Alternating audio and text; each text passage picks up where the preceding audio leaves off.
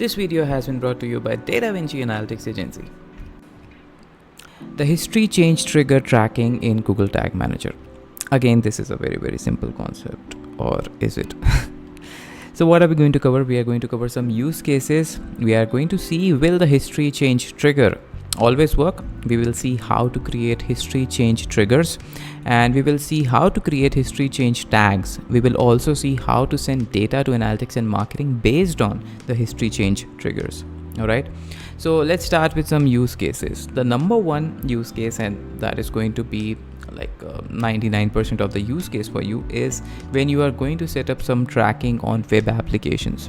All right, so what are basically these web applications? So in a web application, you expect the user to interact a lot with the application, right? And most of the content loads with the initial page load. So the entire application, once the page has loaded, the entire content of that application gets loaded on the user's browser in that initial page load itself.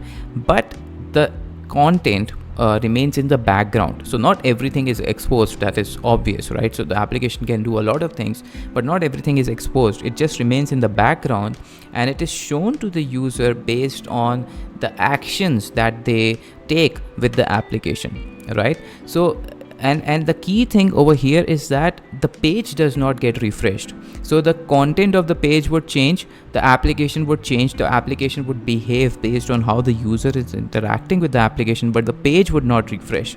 All right, so this is the key thing that you need to focus upon, that the page is not going to refresh, right? Now, what are the implications of this? So the implication is that since the page load is not there and we expect the user to interact a lot with the application, so this enhances the user experience with speed, because the application has already been loaded and the content just gets shown to the user from the background. So the user experience improves because the entire experience becomes very fast. All right, so where you expect the user to interact a lot with an application and whatever content you are going to create, and you want to make it fast and seamless, then most of the times the applications would be used.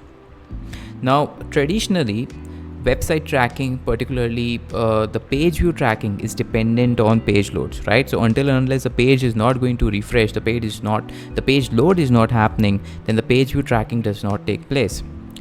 But with web applications, as we discussed just now, there is no such kind of page load, right? So the page actually does not change. There is no refresh happening. It's just that the content keeps on changing. So regular method of analytics tracking will not work with applications. So what's the solution? There are two options that you can use. The first one is using custom events. So I've created a very exhaustive video on this one, and the link to that video has been put in the description box below, so you can check out the custom events, how can you use custom events. And the second one is the history change trigger, and which is the subject of this video. So let's explore this entire thing in more detail now. Before moving further, I would like to invite you to join our free group dedicated to digital analytics on Facebook. It's called the Digital Optimization League by DataVinci. So the group is dedicated to digital analytics update. We discuss various topics on tag management, data visualization, conversion rate optimization, and in general what's going on in the digital analytics world. So just follow this URL and click on join group, and I will approve your request. Right, so now let's look at an example of a web application. All right, so here is a web application for which we have worked in the past. So as you can see, it was loading, and what was happening was the content was getting loaded behind the scenes, right? So the content is behind the scenes, but as we will interact with it, right, the content will change. So as you can see, it's changing, right? If I click on next step, then new steps would get loaded for us. So all this while the page is changing, right? But if you notice, then there is no refresh happening. Now, since there are no refreshes happening, the page is not loading, then the traditional analytics method of the page load calls would not work over here. And this is a classic example where we can use custom events, or we can use the history change trigger. All right. So what I'm going to cover next is slightly technical. I'm going to cover the subject of the history API. I'll try my best to explain to you properly, but if you want to master this, then you might need to refer to other sources and watch the videos dedicated to the history API. You also might need to watch what I'm going to explain multiple times to understand the concept properly. So I'll not go into too much detail. I'll just try to explain in such a manner that you can understand how the history trigger in Google Tag Manager is working. All right.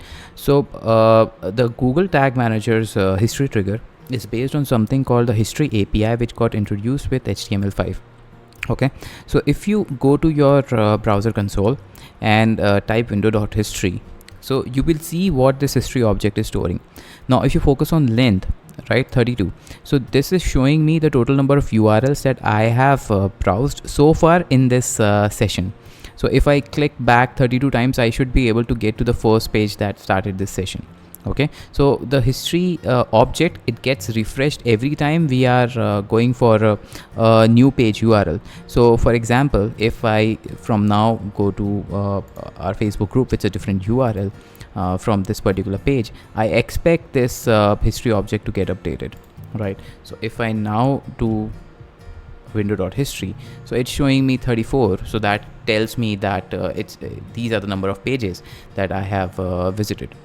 Okay, so it just right now for now, just get this thing that the history object gets updated every time the page is refreshing. Right now, what do we need to understand over here? We need to understand that when the browser is refreshing, the page is loading, right? So the history object gets updated. But in case of single page applications, as I've mentioned earlier, that the content of the page changes based on our interactions, but there is no page load as such. Right, so since the page load is not happening, the history API does not get updated on its own, and in such a case, if the user would hit the back button, the user would expect to reach the previous stage of the application. But since the page load has not happened, the user would be taken to the previous page where the application did not exist, and the entire activity that the user did on the application can get lost. Okay, so to tackle such a situation, the history API has certain functions called push state, pop state, or replace state, right? So if you just do history.push state, so you will see that such a function exists. It will just show you the definition of that function. Similarly, there is history.replace state, right? Similarly, there is history.pop state. Okay, so these three, the pop state, replace state, or the push state, anytime the Google Tag Manager is going to identify this, that such a function has been called, the history trigger gets called. Okay, so I'll just enter the debug mode, and I will explicitly pass over here history.push state.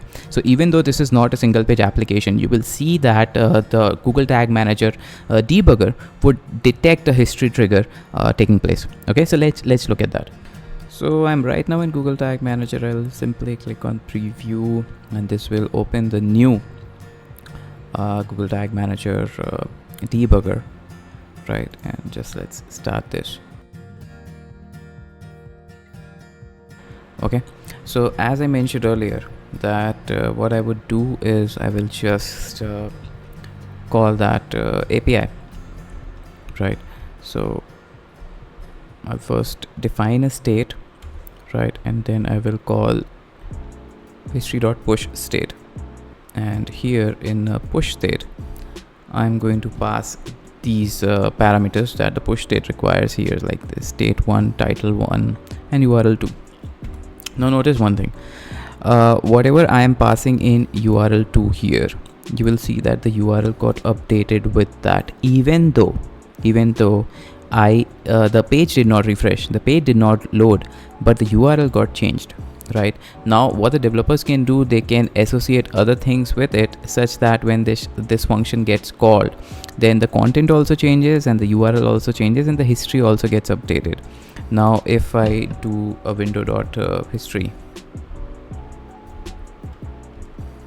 so it has two, where the first one was the initial page load, and the second one is this one where we have pushed it. Now let me do this thing one more time. Okay, so I'll update this to #test1, right? And then I will again push this state. Okay, now let's again call window.history. As you can see, it's 3. So now the browser knows that there were 3 page URLs that I visited, and the URL is also getting updated according to that. Okay, so let's not get into too much detail, but just understand this thing, that using the history API and using this push state, we can not only change the URL, but we are also telling the browser that which were the URLs the user visited. So now if I click on back button, I see the previous URL. Again, you will notice that the page is not loading, but when I'm clicking on the back button or when I'm clicking on the forward button, the URL is changing, right? And based on this, the content, when there is a single page application, then the content would also change. Now going to the debugger, so here you would see that the history triggers have been called, right? So every time I am doing a history.push state, the history trigger is getting called, right? Now if we look at the data layer, so you will see that we have old URL fragment, we have the history change source, we have the old history state, we have the new history state, right? We have the old URL, we have the new URL. So these things are also getting passed into the data layer along with the push state that I am doing. Now what we can do is that we can create variables with these data layer variables. We can create variables in Google Tag Manager, and then once we have created those variables, we can pass those parameters into our various marketing and analytics pixels. Okay, so let's go to Google Tag Manager and see, are there any out of box variables that we get which are associated with the history triggers. So now if we go to variables, okay, we click on configure. So let's see. So history has got these variables: new history fragment, old history fragment, new history state, old history state, history source. So when you will click on these checkboxes, these variables will also get enabled for you, right? So if you go to debugger and then you scroll down, so these things like the new history fragment, new history state, and old history fragment, old history state, and all that. So these parameters are getting passed when I'm passing them with the push state function that I am calling over here. Okay, so when your developer is doing a history.push state, or your developer is doing a history.replace state, and the developer is passing these parameters, then Google Tag Manager would be able to read them using the history trigger, right? Now before moving further into the discussion, okay, I want to tell you over here that it's entirely dependent on the developer on how they are calling these methods. It can also be the case that the developer does not use these push states or replace states or pop states or whatever. There are various ways in which the developer can create an application, and it's entirely their prerogative how they're doing that. If they're doing any other methods, or they're doing something else which where these things are not taking place. So in such a case, the history API would not work. The history API would work only if the developer is calling the push state, replace state, or the pop state. If those things are not getting called, then the history API would not work. Parallelly, even if the developer is calling the push state or pop state or replace state or whatever, but these parameters are not getting updated the way you expect them to get updated, then you will not be able to read those things over here. Okay, so you need to provide a technical specification document to the developer that when the developer is calling something like a push state, then what are the things that they need to call, right? And based on that, you can create your variables. So I want to get into the debug mode of one of our clients for which we are implementing on the application. All right, and you will see that here actually the application works fine, but there are no such things as a push state or a replace state, but the application is still working fine. And as a result, the history trigger would not expect the way you would want it to expect. You will not have all the parameters available within that. So here, like we are in the application, I showed it earlier as well.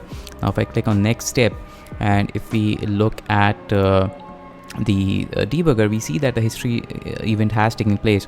But if you look at the data layer, right, so you will see that this trigger got activated because of pop state. There was no push state or replace state as such, and certain things that you would expect, like the old history state or the new history state and the URL as such, it will not change. So you might not be able to utilize this one to its fullest potential. right? But in these cases, as I mentioned, that it depends on the developer what they want to use. So if the developer is not using push state or replace state, so either you can ask them to start using that if they do not have any concerns with that, or you can use custom events, which we are doing over here. So if you notice over here, if I click on next, then certain custom events are getting fired, and based on that we have configured the analytics setup, right? But just want to send this point across that do not assume that all the applications would have these state variables. You need to make sure that they are present, then only you can work properly with the history triggers.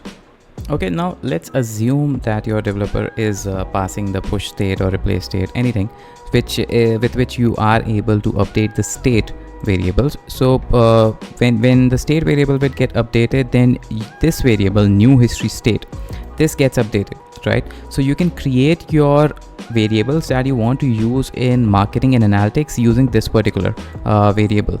So we can pass anything that we want to pass over here which satisfy the business objective. So like over here I'm passing page ID, user ID, test. So you can pass anything, and you just need to create a technical specification around this. How should the developer pass that, right? But once this value starts getting passed, then what you can do is you can go to your Google Tag Manager. So in Tag Manager you would need to create a user defined variable.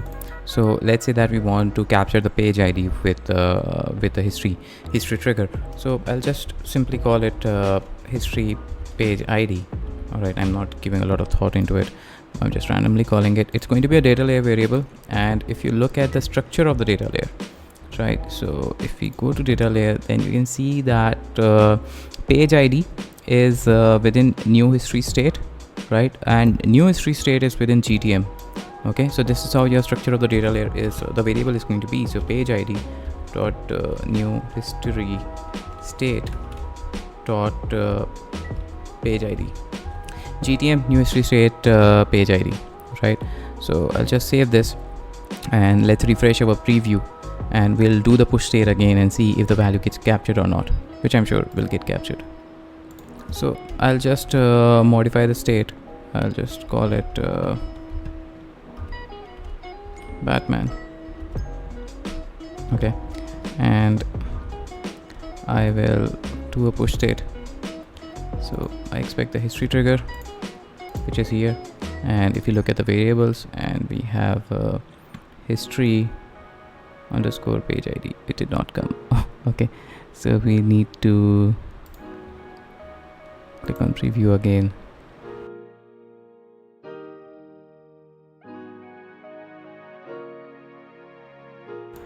History came, and looking at variables, history underscore page ID, and you can see that it is Batman. Okay, so ignore history underscore user ID. That was something else that I was trying, but history underscore page ID, you can see, is capturing the value. So this is how you can pull the value from your history states. And then once we have created this variable, we can very much use this in our analytics and marketing pixels. Let's do that as well. So if in Google Tag Manager I go to tags, and we'll create an analytics tag. We'll click on new, and let's say GA and history, and just randomly calling it page ID. Not giving a lot of thought into it, just want to explain how it is being done. Okay, and here it's going to be an event, and category, let's call it history change. Obviously it's not going to be history change, it's going to be a business friendly name, but I'm just for the sake of this illustration I'm doing that. And the variable that we want to call is history underscore page ID, right? I'm ignoring label and other things. Just set the Google Analytics ID, and this is going to be history change, right? And just save this, and again click on preview.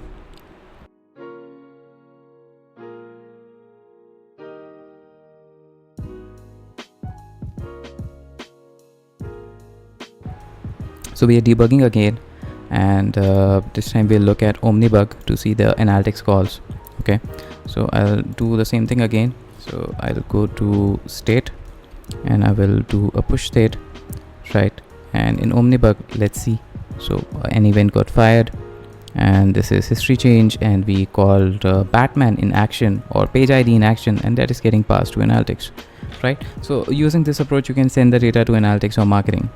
Okay, so I think this session was elaborate, and I was able to explain to you how to use the history change trigger. But even still, if you have any doubts, so feel free to put them in the comment section below, and I'll try my best to address that.